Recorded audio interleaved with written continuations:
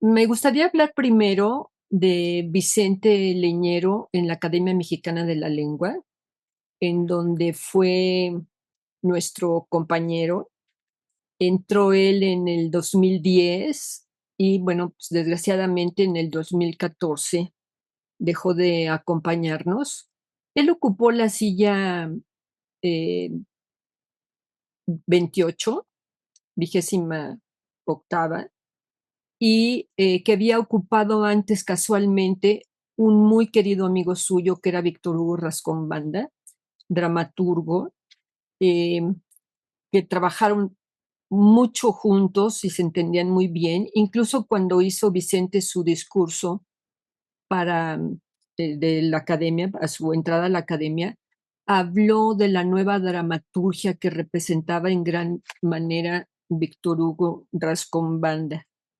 Y una cosa curiosa era que, bueno, siempre a Vicente Leñero le gustaba estar con los jóvenes. Y en la academia platicaba mucho con Ignacio Padilla, el narrador, novelista, que también nos dejó inesperadamente. Eso en lo que toca a la academia, bueno, sus aportaciones y sus participaciones siempre fueron realmente muy atinadas y aún ahí conservaba su sentido del humor y a veces su ironía y nos enriquecía siempre con su presencia. Em, Era un hombre de trato muy generoso, muy cordial, muy bromista, incluso a veces un poco irónico, y al final cada vez más tenía una mirada muy dulce. Vicente se fue haciendo cada vez más humilde, cada vez más sencillo, y lo reflejaba muy bien en su mirada y en esa sonrisa que tenía siempre. Eh, Fue muy buena persona, y lo que más podría también destacar de él es que siempre fue un maestro. Nos decía a, a los amigos que tenía, y voy a hablar un poquito más adelante de cómo eh, él encabezó un grupo de una generación que no teníamos generación, pero siempre nos decía, para los escritores todo es bueno a donde quiera. A veces estábamos trabajando en algún proyecto y pues no nos daba tiempo de ir a comer a un buen lugar y comíamos en una fondita o cualquier cosa, y siempre decía, esos son los escenarios para la literatura, eh, las fondas, los salones de peinados, en fin, cualquier escenario, nunca lo vean mal, sino véanlo por el contrario, de una manera que puede enriquecer su literatura. Y como ser humano también, Vicente Leñero era muy sólido. Desde luego también esto tenía que ver porque era creyente. Él fue un escritor creyente y él siempre decía que no había que confundirlo con un creyente escritor, porque él jamás trató de, eh, de educar a nadie en ese sentido. Al contrario, en muchas de sus obras está esta parte del creyente, pero realmente está como casi como en clave. Por ejemplo, en Los albañiles, eh, don Jesús, que es el maestro de obras, que es el responsable de todo, termina muriendo siendo inocente. Ese tipo de cosas tenía. Sí,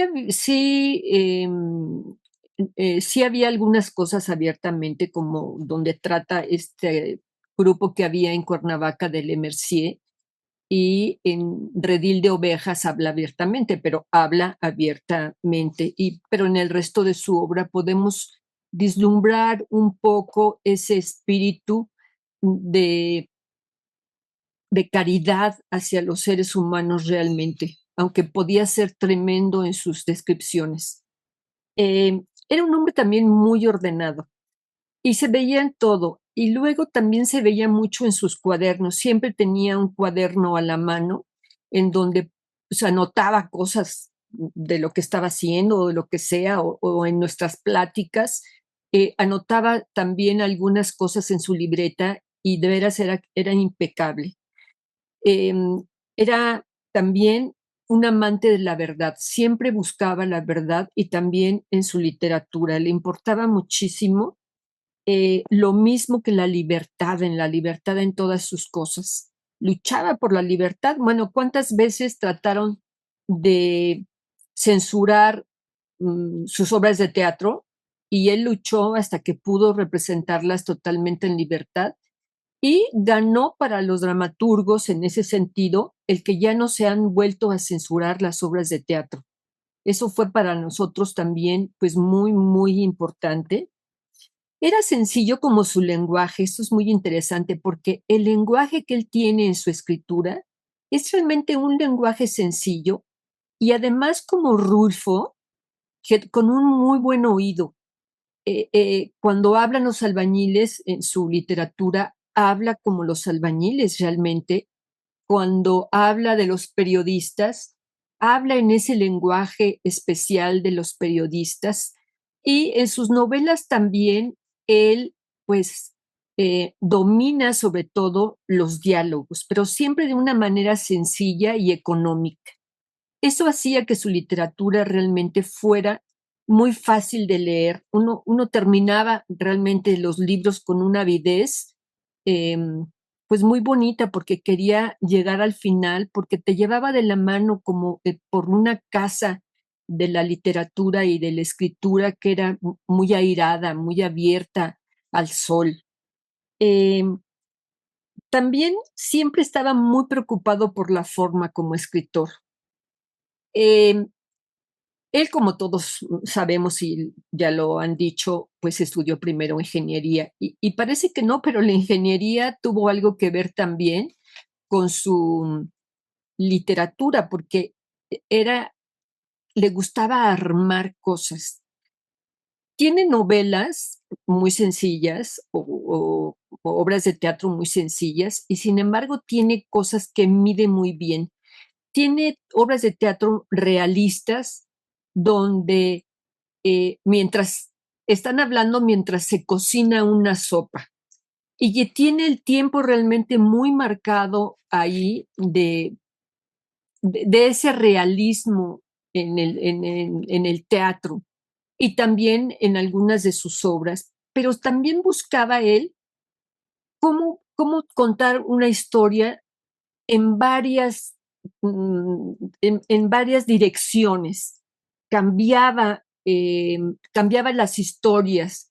Él le gustaba mucho jugar con las posibilidades de lo que podría ser una historia, contarla de una manera por un personaje, contarla de otra manera por otro personaje. Lo vemos en algunas de sus obras y también como era guionista de cine y tuvo mucho éxito, ganó premios y todo eso, en el Callejón de los Milagros está muy claramente especificado y en su última novela también. Eso de que una historia se repite, pero no se repite igual, va cambiando.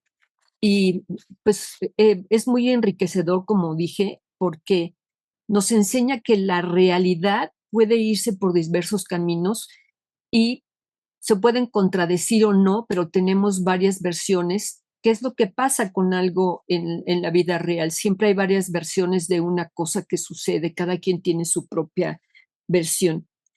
Eh, Siempre le gustó en la literatura experimentar porque él estaba muy influido por el Nouveau Roman francés y sus primeras novelas tienen esta cosa. Después ya lo dejó un poco y pudo realmente avanzar en otros, de otra manera y en otros ámbitos.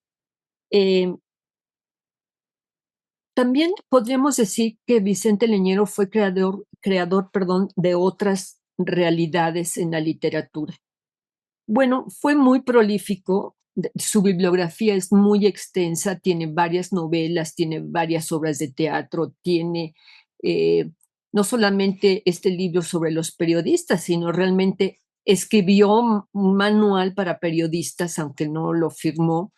Ya sabemos un poco también esa historia, que le regaló sus apuntes a, a otro escritor para que publicó el manual basado en los apuntes, a otro periodista basado en los apuntes de Vicente, pero escribió prácticamente de todo y mucho, y menos que yo sepa, poesía, realmente, ¿no? No sé si de joven la haya ejercido y se dio cuenta que no era su campo, pero en realidad, pues escribió de todo y mucho.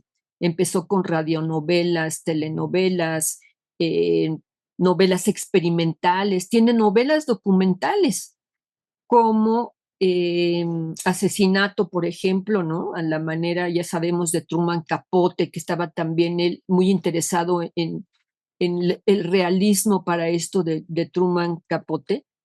Y eh, pues fue muy buen dramaturgo, le encantó el mundo del teatro una vez que lo experimentó, se metía en la puesta en escena de sus obras de teatro, discutía sobre lo que debían de hacer los actores eh, en el teatro, y también como periodista habría que destacarlo porque siempre, siempre, siempre fue un buen periodista.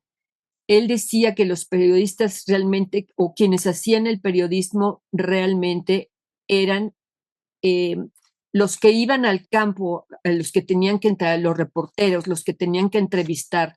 Pero él les exigía a los periodistas, a los reporteros, les exigía que se documentaran antes, que supieran a dónde iban a ir y qué era lo que tenían que preguntar. No como estos periodistas que de pronto dicen, ¿y de qué trata su novela o de qué trata esto? No, él exigía, decía que el periodismo era muy importante y que la importancia también era darle esa solidez del que sabe a dónde va. Y en esto también me gustaría recordar su amistad, una amistad verdadera con Julio Scherer. Eran, bueno, formaron cuando salieron del periódico Excelsior, que formaron Proceso, bueno, fueron de los dos fundadores y decidieron salir juntos, abandonar la revista cuando fuera necesario, y la abandonaron. Y se decían realmente las verdades, o sea, no era una amistad siempre eh, consecuente, pero era una amistad profunda, verdadera, de muchos años. Era muy sabido también que en la revista Proceso, los jueves que cerraban la revista, ellos, bueno, Vicente Leñero jugaba ajedrez con muchos amigos que iban a visitarlo. Era un apasionado del ajedrez. Cuentan que cuando estaba escribiendo y no le venían las ideas, se levantaba de su escritorio, dejaba su máquina mecánica, nunca usó computadora, tenía una maquinita Olivetti pequeña, dejaba sus escritos y hacía una jugada de ajedrez para distraerse un poquito y después volvía a su máquina de escribir. Eh, de manera personal, yo le debo mucho a Vicente Liñero. Yo publiqué en Joaquín Mortiz en 1977, La mañana debe seguir gris. Cuando lo llevé, Hugo Iriart me dijo que no me fuera a desesperar, que don Joaquín se tardaba mucho tiempo en, por un lado, dictaminar las novelas y y por otro lado, publicarlas, porque pues tenía una pila de manuscritos que yo vi, me consta, y tampoco tenía mucho papel, siempre escaseaba de papel, porque tampoco era un editor millonario, era un buenísimo, encantador editor, pero no era una editorial muy grande. Y mi novela, sin embargo, salió muy rápido. No lo podía yo creer porque al mes me hablaron por teléfono que me iban a publicar mi novela y me la publicaron realmente muy, muy rápido.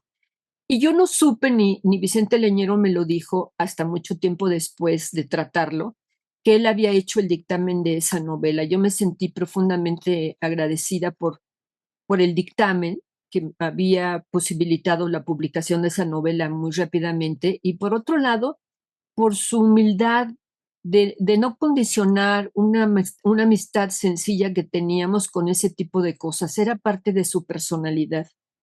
Luego, Eh, yo lo conocí realmente en 1983 en Cuautla, en un encuentro de escritores. En los años 80 y principios de los 90 había muchos encuentros literarios. Es una lástima que se hayan terminado porque eran muy útiles, eh, no solo por las lecturas que se hacían en público, sino porque ahí se establecían amistades que durarían después muchísimo tiempo.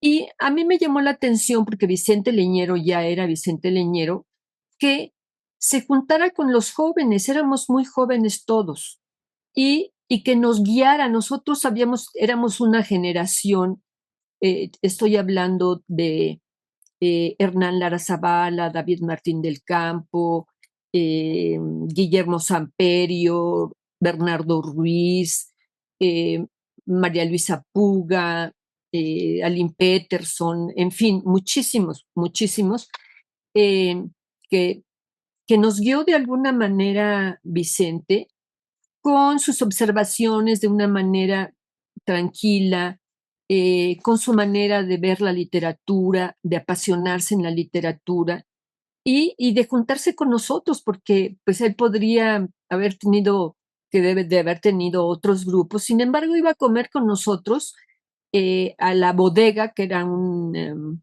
restaurante, y ahí, además de platicar, ideábamos una novela que había nacido en otro encuentro literario que fue en Morelia y que esa novela se publicó, se llamó El hombre equivocado. Fuimos 11 escritores que le hicimos a la limón, todos juntos, nos pasábamos el manuscrito y cada quien hacía el siguiente capítulo. El primer capítulo, la muestra, la escribió Vicente Leñero.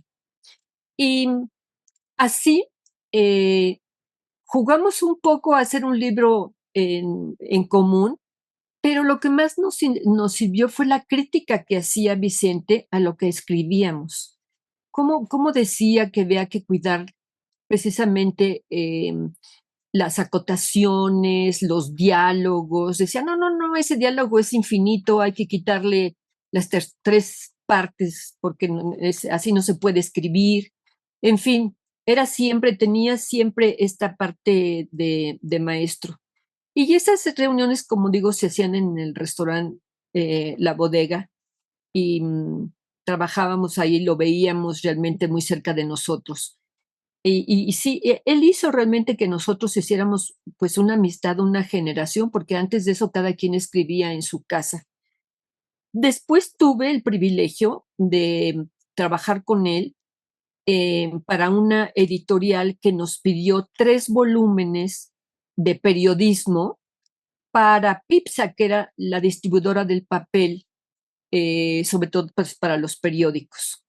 Hicimos durante 3 años 3 volúmenes y eran 3 periódicos que iba por sexenio, pero el primero, por ejemplo, era desde que se había fundado Pipsa hasta donde fue, que fue en los años, al finales de los años 90, 1890 y tantos, digo 1900, perdón, 80 y tantos, o 90 y tantos.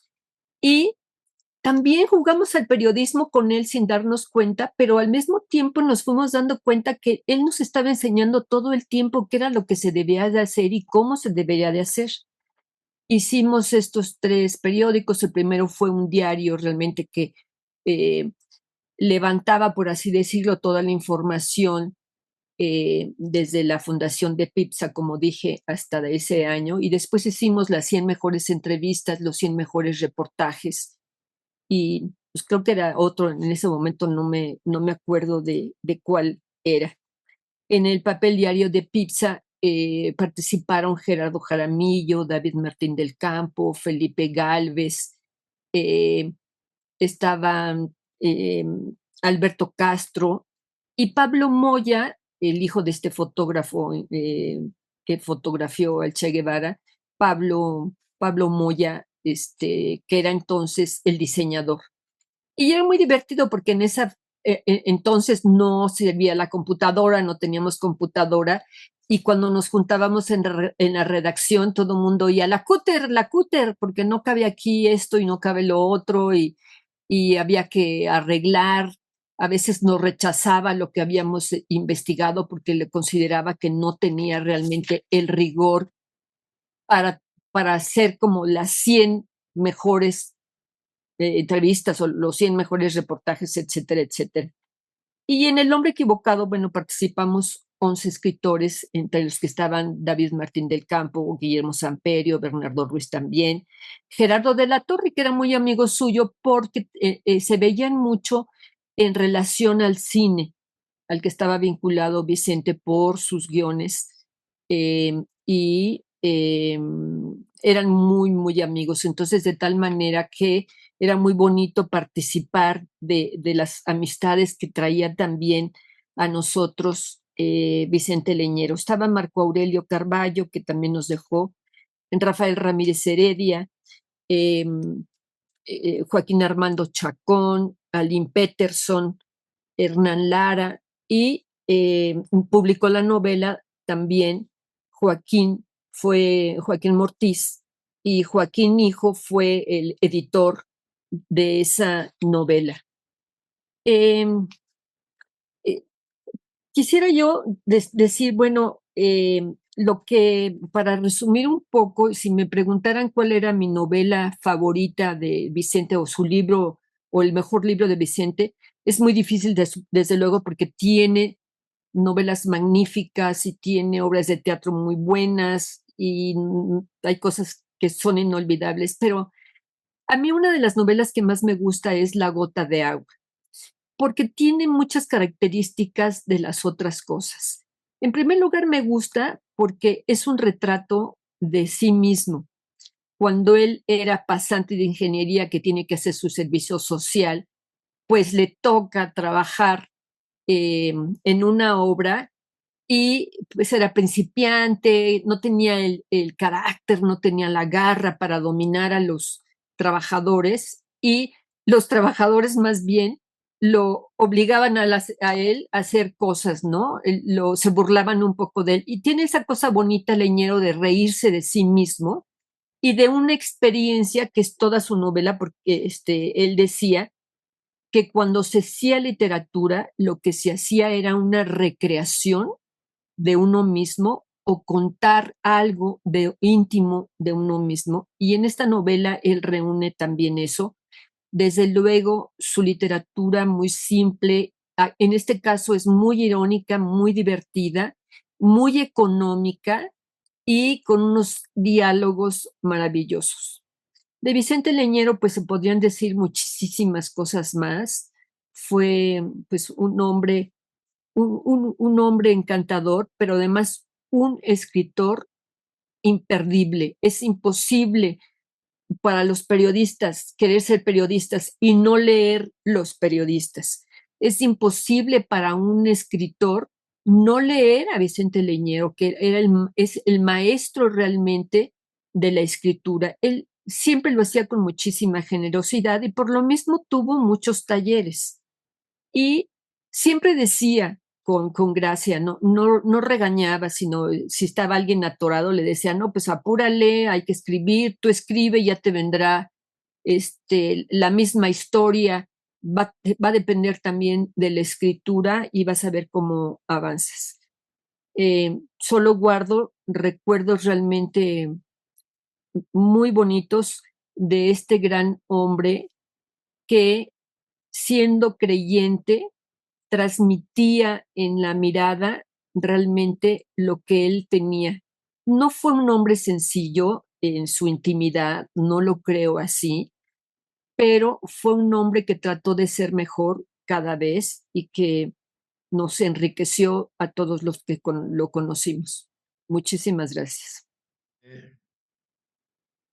Leñero participó en cierto momento en su vida, ya en los años 50 del siglo pasado, en un concurso de cuento universitario y obtuvo los dos primeros lugares.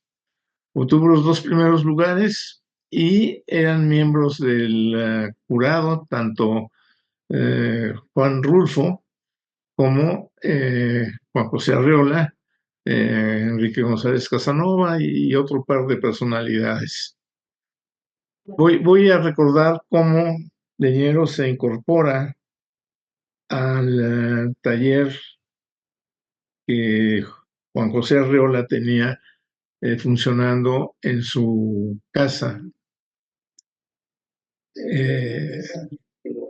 Dice Leñero que leyó, que releyó, que corrigió, que reescribió, que volvió a leer y a releer. Y finalmente dice, elegí por fin los que consideraba mis mejores cuentos. Ordenados en un folder amarillo, me presenté con ellos en el departamento donde vivía Juan José Arreola, allá por las espaldas del cine Chapultepec. Me había citado a las 7:30 de la tarde y a las 7:30 de la tarde estaba yo tocando la puerta, nerviosísimo. No me abrió él, sino Orso, un chamaco como de 13 o 14 años que allí mismo identifiqué como el hijo varón del maestro.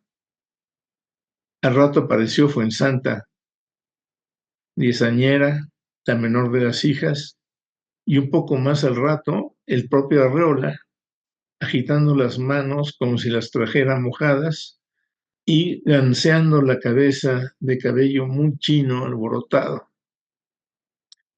Le tendí el folder amarillo de mis cuentos, pero antes de que pudiera completar la primera frase, él ya estaba rechazando el folder con un ademán y pretextando la atención de un asunto que lo iba a mantener ocupado unos 10 minutos, dijo, allá adentro, en las habitaciones íntimas. Mucho me ilusionaba celebrar con Arreola, tal como lo había prometido en el momento de hacer la cita, una sesión de trabajo larga, severa, provechosa. Él leería delante de mí algunos de mis cuentos y me señalaría aciertos, defectos, equivocaciones. Me daría luego su juicio general. Me indicaría por dónde seguir, cómo, de qué manera, una vez leídos a solas, con detenimiento, uno por uno, el resto de mis textos. Ilusión falladísima. La promesa de Arreola era quizá de muy buena fe, pero sus hábitos literarios lo hacían caer en mentira. Hacía mucho tiempo que él ya no leía a solas los cuentos de sus alumnos, sino que lo hacía, cuando lo hacía, en voz alta, delante de un grupo y únicamente durante el tiempo de su taller. El ya entonces célebre taller que Juan José Arreola impartía en el garaje frío de una casa de Volga, domicilio del Centro Mexicano de Escritores. Tardé en enterarme de todo eso, de la existencia del taller de Arreola, del Centro Mexicano de Escritores, de la costumbre que el maestro tenía de analizar allí, solo allí, los trabajos de sus discípulos. Yo sería uno más a partir de ese momento.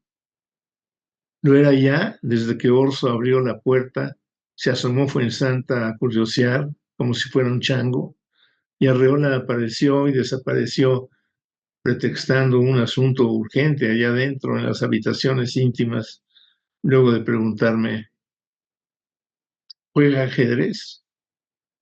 No supe qué decir. Tenía 5 minutos sintiéndome extraño en aquella estancia amueblada únicamente por una larga hilera de mesitas cuadradas con tableros pintados en la superficie que me recordaban el club de San Juan de Letrán, a donde mi padre iba casi a diario a hackear rivales. Eso parecía la casa de Arreola, un club de ajedrez.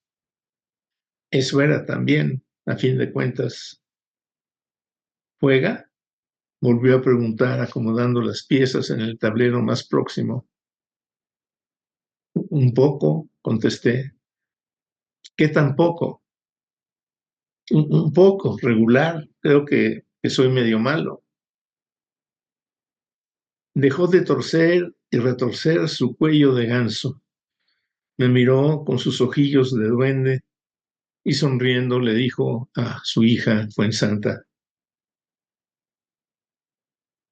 juégale uno, a ver, yo ahorita regreso para que veamos lo de sus cuentos. Mintió.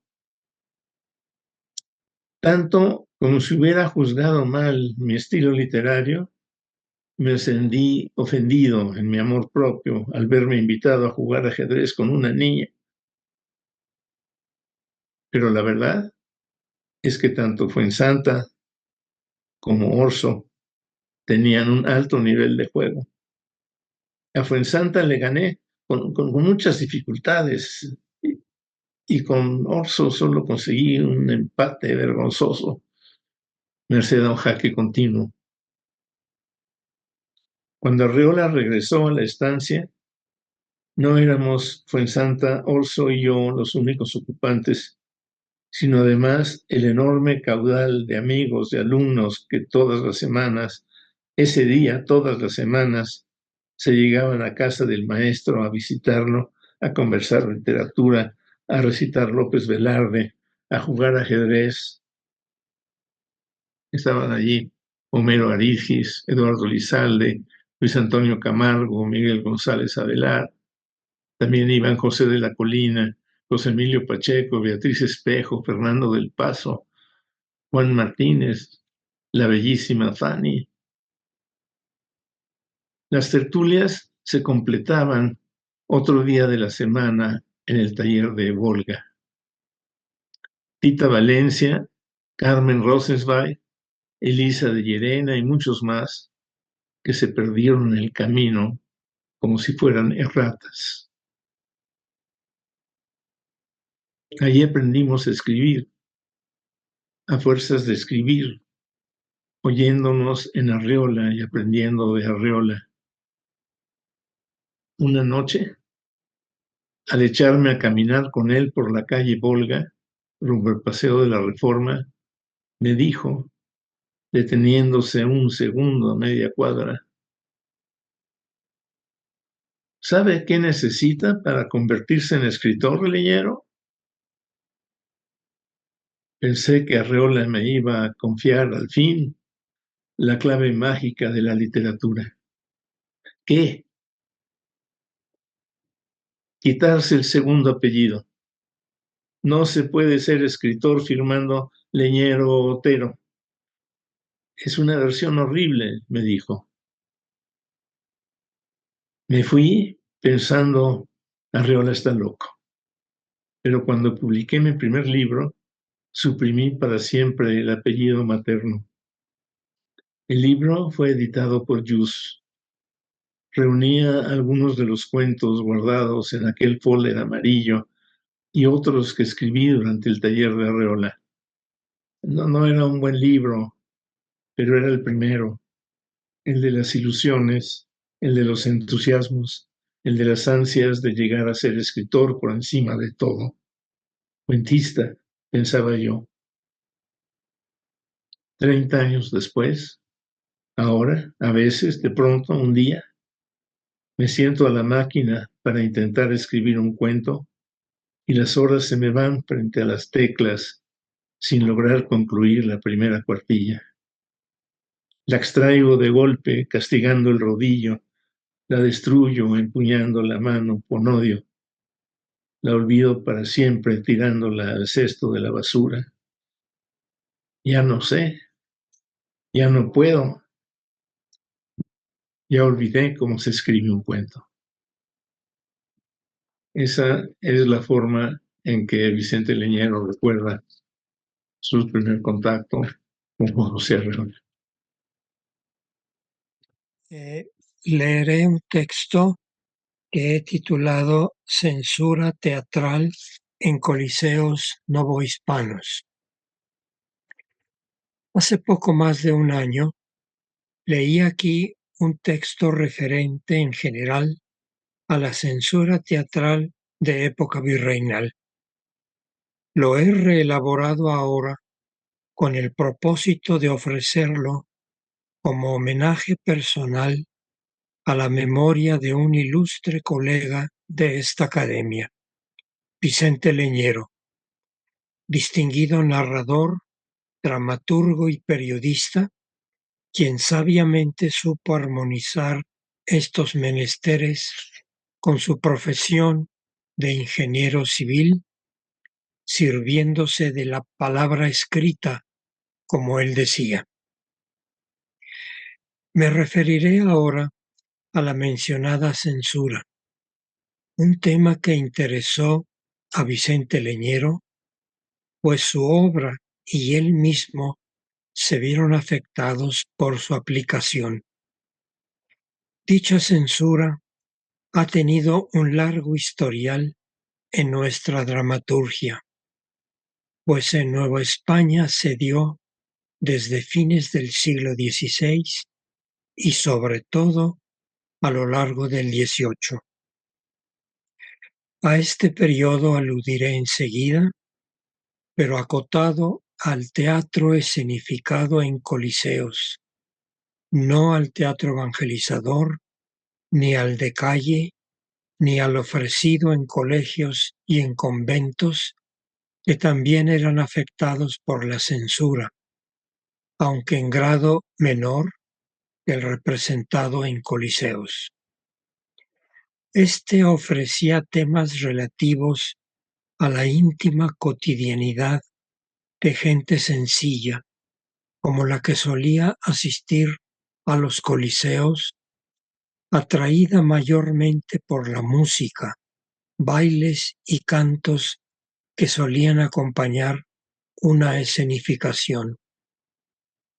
Era un público habituado a otros divertimientos, como las peleas de gallos, corridas de novillos y espectáculos de magia, ofrecidos en ocasiones como preámbulo de una teatralización. Todo ello propiciado por la administración virreinal, que estimulaba la asistencia de mayor número de espectadores con el objeto de incrementar los ingresos en taquilla, destinados en buena medida al sostenimiento de los hospitales. Pero esa masificación de espectadores solía propiciar conductas irrespetuosas en el interior de los coliseos y, consecuentemente, la intervención censora de los jueces asignados para ello en el interior del local.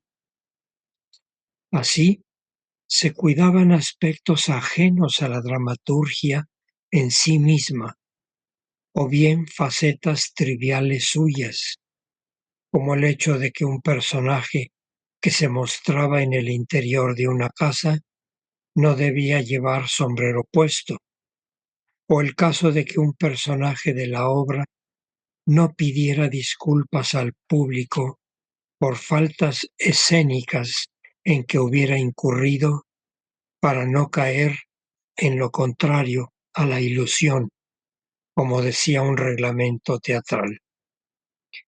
También era censurado el hecho de que personajes que figuraban a gente pobre actuaran demasiado andrajosos, todo ello con el propósito de que la escenificación sirviera de ejemplo y no de ruina, como establecía un ordenamiento reglamentario. Todavía hacia fines del siglo XVIII, el reglamento teatral de 1794 prohibió que en el Coliseo de la capital del virreinato se representara la comedia El tejedor de Segovia de Ruiz de Alarcón por su extravagancia y pasajes que no conducen a otra cosa que a infundir en el ánimo de los menos cultos ideas ajenas al buen orden. Todas estas palabras son de un documento de la época. Y estas palabras las pronunció el censor Bernardo de Bonavía. La exclusión de El tejedor de Segovia dio paso a la puesta en escena de El vinatero de Madrid, del español Antonio Valladares. Así, la dramaturgia de Ruiz de Alarcón no volvió a verse en este país sino hasta 1934, con motivo de la inauguración del Palacio de Bellas Artes en la Ciudad de México, en donde fue escenificada la comedia La verdad sospechosa. A partir de los inicios de los años 40 del siglo XVIII, la autoridad política establecida empezó a dar paso a una censura que atendía aspectos más allá de lo secundario e intrascendente. Así, por ejemplo, el virrey duque de la Conquista emitió un decreto en marzo de 1741 en el que hablaba de la necesidad que tenía el pueblo, cito, de una diversión decente que le prive de los perniciosos incidentes que se experimentan por la falta de una diversión tan propia de la juventud, como es el caso de la comedia, que es una escuela moral en donde se aprenden los lances de caballero. Hasta aquí la cita. En abril de 1786, el reglamento teatral vigente estableció que el teatro debía ser escrito para enseñar en las buenas costumbres, de modo de servir de ejemplo y no de ruina, además de que el espectáculo se ejecute con la pureza y rectitud que exigen la santidad de nuestra religión y lo resuelto por su majestad a este fin. Son palabras de un documento del Archivo General de la Nación de México. 5 años después, en mayo de 1791, el juez de teatro Cosme de Mier y Tres Palacios sostenía que la función censora debía procurar, cito, el buen orden, decoro y honestidad que piden la religión y el Estado. Durante el siglo XVII, pero sobre todo a lo largo del 700, la autoridad virreinal no se conformaba con una honesta crítica teatral, sino que incluso pedía que los textos escenificables propusieran remedio para vicios escenificables, además de excluir vulgaridades léxicas que debían resultar punibles. No obstante la convicción censora de la autoridad virreinal, ésta admitía que el espectáculo ofrecido en los coliseos debía aportar beneficio económico destinado al sostenimiento de hospitales, aunque sin afectar el propósito educativo de las escenificaciones. Muestra de ello se dio en mayo de 1794, cuando un juez de teatro pidió al administrador del Hospital Real de Naturales que propiciara la escenificación de entremeses de buena calidad dramática, no solo para entretenimiento de su auditorio, sino para disponer de mayores ingresos destinados al sostenimiento de dicho hospital. La tendencia formadora o educativa del teatro novohispano de Coliseo adquirió plena forma estatutaria el 11 de abril de 1786 con motivo de la publicación del reglamento promovido por el virrey Bernardo de Gálvez.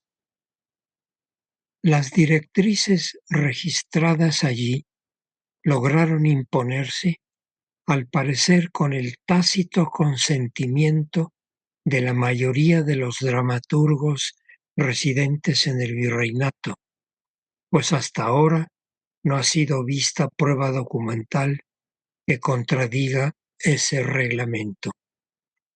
Más aún, podría pensarse que su esencia perduró hasta entrado el siglo XIX, pues con motivo de un código teatral que fue redactado para el arreglo del Coliseo de la Ciudad de México, el alcalde de corte Manuel del Campo y Rivas opinaba el 6 de abril de 1806 que el teatro tenía capacidad para constituirse, dijo, en taller en donde fueran forjados héroes y reformadas las costumbres. Con fundamento en la finalidad orientadora y educativa que le fue asignada al Teatro de Coliseo, el gobierno virreinal instituyó una censura acorde con aquella y se esforzaba en hacerla cumplir, a pesar de que había censores teatrales que estaban conscientes de que su oficio requería laxitud en su realización, pues de aplicarla con rigor, decían ellos, no habría comedias que representar. Esta situación se había dado desde mediados del siglo XVI, cuando el Cabildo de la Ciudad de México decidió ofrecer premios a los dramaturgos para que se animaran a escribir, pues permanecían inactivos ante el temor de ser sancionados si infringían alguna de las disposiciones restrictivas, en particular las originadas en el ámbito del clero secular, el cual no simpatizaba con la representación de comedias por considerarlas incompatibles con prácticas religiosas. Así, hacia el final del siglo XVIII, el virrey Bernardo de Gálvez hizo publicar un reglamento para el Coliseo de México en el que se estableció que no se permitirían comedias de santos ni obra alguna que tuviera íntima conexión con esa materia. Todavía en 1816 le fue negado permiso de representación al coloquio de autor desconocido, El lucero más brillante en los brazos de María, por su relación con materia sagrada. Con todo, en medio de estas rigurosas circunstancias y con el propósito de ofrecer diversión a un público heterogéneo, éste podía presenciar en los coliseos la escenificación de una ópera cómica, Los dos gemelos, llamada también Los tíos burlados, escrita por el poeta Ramón Roca con música de Manuel Corral, y que era una adaptación de la antigua comedia de Plauto Los mellizos, un texto que seguramente no sería predilecto de los censores novohispanos.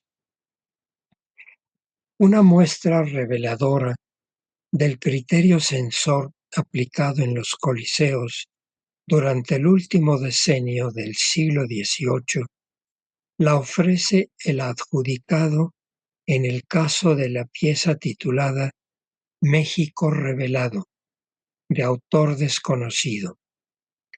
Los dos censores designados para ello determinaron que la comedia falseaba los hechos en torno a la conquista de México al extremo de vulnerar, decía, el honor de la nación española, a la que en la obra se le atribuía barbarie, violencia y avaricia. Resultado de esos señalamientos fue el cambio de título a la pieza dramática que derivó a México segunda vez conquistado. Así, se evidencia el hecho de que la censura teatral no consideraba facetas propiamente literarias o dramatúrgicas al modo de las referidas por el entonces invocado Ignacio de Luzán en su Poética. Más aún, el censor teatral y sacerdote Ramón Fernández del Rincón decía en julio de 1790 que él permitía la escenificación de obras muy irregulares, pero cuyos defectos sólo concernían a la creación literaria, sin perjudicar las costumbres, dijo él. Como la generalidad de los censores, él actuaba con estricto apego a la conveniencia del poder establecido y alejado de perspectivas dramáticas al modo de la debida al admirado, aunque no seguido, Ignacio de Luzán. Así, ideas expresadas por éste en su Poética acerca de temas, estructura, métrica, estilo o unidad de la obra dramática permanecieron ausentes en la acción censora promovida por la autoridad virreinal y aplicada con particular rigor en coliseos novohispanos. Hasta aquí mi texto. Agradezco mucho la atención. La venganza hace buena literatura. No hay como un ajuste de cuentas, y quién no tiene una puntualización que hacer a su pasado y a la vida, para narrar sin concesiones no lo que fue, sino lo que debió haber sido.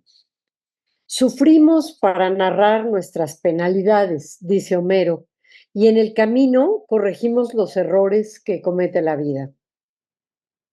Se podrían añadir otros elementos. Melville, Conrad, Highsmith y Dumas nos han enseñado que cuanto más se aplaza la venganza, la historia narrada es mejor. De modo que el tiempo, el cálculo y la mala voluntad con un pasado, sobre todo el nuestro, suman puntos para que el relato se vuelva deleitable y necesario, un acto de justicia poética. La buena pluma influye, por supuesto, pero eso lo doy por sentado en el caso de Vicente Leñero, de quien ahora me ocupo.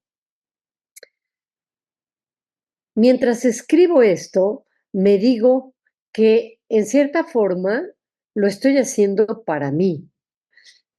Es una suerte de lección leerlo que me obliga a pensar por qué desde que Leñero escribió Gente así en la última etapa de su vida, tengo la impresión de que encontró o fue encontrado más bien por su estilo, un estilo que resume todo su quehacer. Ya sé que Leñero es el autor de Los Albañiles, esa obra emblemática que ganó el premio Biblioteca Breve en el tiempo en que tal premio lo ganaban los autores del boom, y que a su numerosísima obra de ficción se suman títulos espléndidos de no ficción como Asesinato, el doble crimen de los Flores Muñoz de 1985, una obra que no fue lo suficientemente reconocida porque el mundo no había entrado a la moda de la autoficción y de la no ficción. Leñero fue un grande en la narrativa, en el teatro y pionero en esta forma de escritura a la que me he referido. Con Julio Scherer, en Proceso, refundó para siempre el sentido de lo que es hacer periodismo en un país como este. Nunca más se volvió a ejercer el periodismo desde esa altura.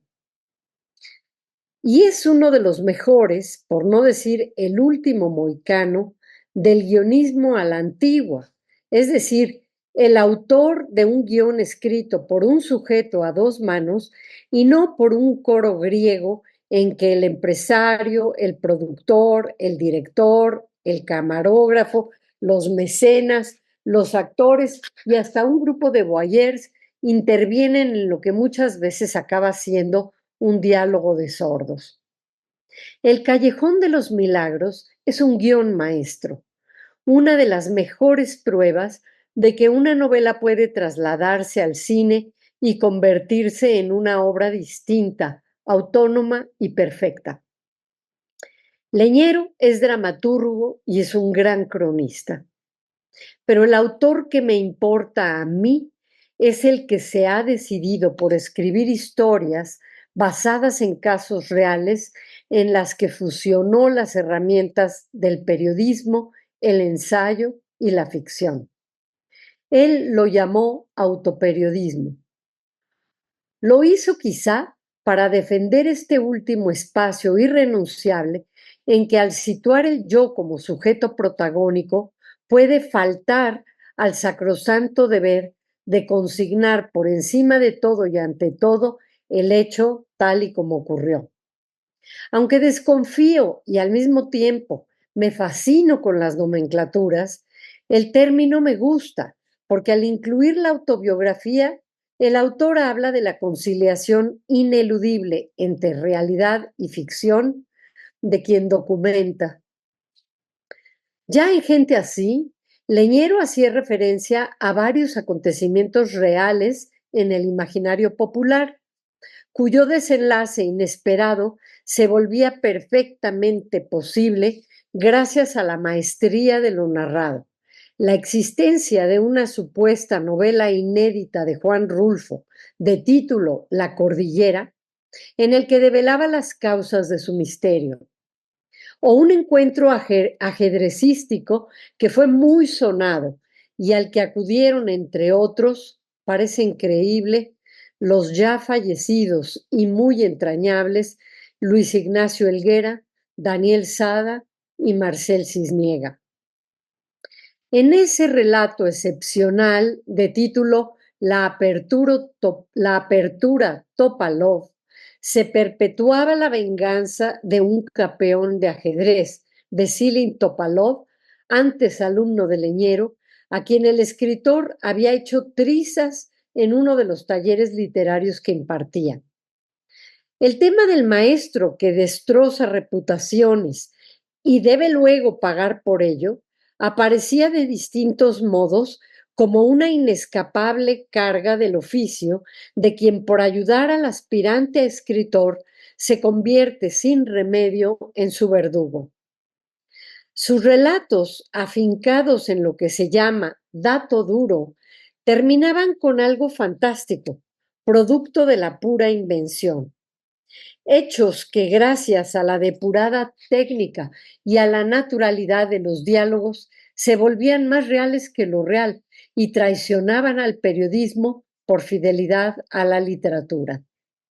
Cuentos magníficos que me hicieron pensar qué bueno que Leñero decidió escribir esa falsa crónica de nuestros días en sus últimos días. Con más gente así, celebré que se hubiera seguido de filón, escribiendo ahora momentos de su falsa o real autobiografía. Ágil, tragicómico y con muy mala leche, consiguió retratos de una sociedad con más de dos caras, donde el gerente del periódico de la vida nacional puede hacerte miembro del honorable consejo editor y robarte unos grabados de tu casa al mismo tiempo. O donde Carmen Balcells, la agente literaria que engordó su cuenta bancaria y su humanidad gracias a la pluma de García Márquez y de Vargas Llosa, pasa sus días sonriendo a Leñero siempre y siempre cortejándolo, sin promoverlo, en un ejercicio dancístico y perverso digno del mejor Freud. En una entrevista hecha por cuenta de Proceso a petición de Julio Scherer, Leñero se las ve con un escritor de la talla de Graham Greene, quien se niega a responder al periodista católico porque, al decir del autor de El poder y la gloria, los periodistas católicos no me preguntan de literatura, de mi literatura, me preguntan de teología, de metafísica, del Vaticano o de mi fe, como usted, le dice a Leñero. Buscan el amarillismo, la nota. Sospecha que Leñero va tras el titular. Graham Greene perdió la fe. La entrevista que Greene no concede, pues le indigna el quehacer periodístico que él mismo ejercitó, y a la vez concede, porque en su diatriba habla de los temas que a Vicente Leñero más le interesaban, es una prueba más de la maestría con que puede convencernos de que algo no ocurrió o tal vez sí. Y de paso, nos sitúa en el momento estético en que esto ocurría, una época en que Greene era menospreciado por la crítica latinoamericana, salvo por García Márquez, que no solo fue un autor excepcional, sino un lector de excepción, y supo reconocer el genio de Graham Greene. Solo muchos años después lo hizo también Vargas Llosa, en un artículo que publicó en Letras Libres. Los motivos literarios en los que autores, lectores y personajes se dan cita aparecen en varios relatos de Leñero. En ¿Quién mató a Agatha Christie?, Poirot se permite enjuiciar la obra de su creadora al mismo tiempo que decide que su vida es un desastre y su carrera profesional como detective un fracaso. Que él mismo es pedante, un ser insoportable, un simple monigote que se presenta como una máquina deductiva. Se siente acomplejado frente a otros profesionales de su ramo, como Maigret de Simenon o Philip Marlowe de Chandler. Su existencia inútil es culpa de la mediocridad de su autora, quien tuvo más ingenio al construir a Miss Marple. El viejo asunto pirandeliano y la idea del creador que frente a sus criaturas, en el mejor de los casos, según Borges, se divierte, construye laberintos donde se dan cita diálogos y asuntos que solo el lector avesado puede desentrañar. Una manera brillante de hacer crítica literaria, un modo único que nadie más ha intentado, deslumbrante y llena de humor. Hay otros personajes absolutamente desconocidos, incluso para Leñero, de los que él se ocupó también. Su madre, por ejemplo, o su padre. Estos enigmas a través de los que el autor trata de encontrar un punto en común aparecen al final de su obra. A ambos se refieren los textos que conforman el disco de voz viva que hicimos en la Dirección de Literatura cuando el autor estaba vivo. Los textos de este disco hablan de una madre que decía convencida: no me gusta la gente, no me gusta, no me gusta. Y de quien Leñero observa años después que tras la humildad se ocultaba un arraigado narcisismo. En San Pedro todos me conocen, hijo, pero yo no conozco a nadie y a nadie visito. Si me quieren ver, que me busquen. Eso decía su madre. Y en una nota amarga, Leñero añade: nadie la buscó. De forma indirecta, esos textos hablan también del hijo que nunca vio a su madre besarse con su padre, que no recibió caricias, aunque tampoco pellizcos ni nalgadas de ella, a quien un día él le obsequió un par de peinetas y ella le respondió: ya tengo. Una madre que le dio leche, no miel, que le brindó su presencia, no los latidos de su corazón, y en la que en la vejez él se descubrió casi idéntico. Siendo el segundo, Leñero lleva, sin embargo, el nombre de su padre, un hombre que hizo de todo para cumplir con el papel de proveedor que se asignaba entonces en exclusividad a los varones.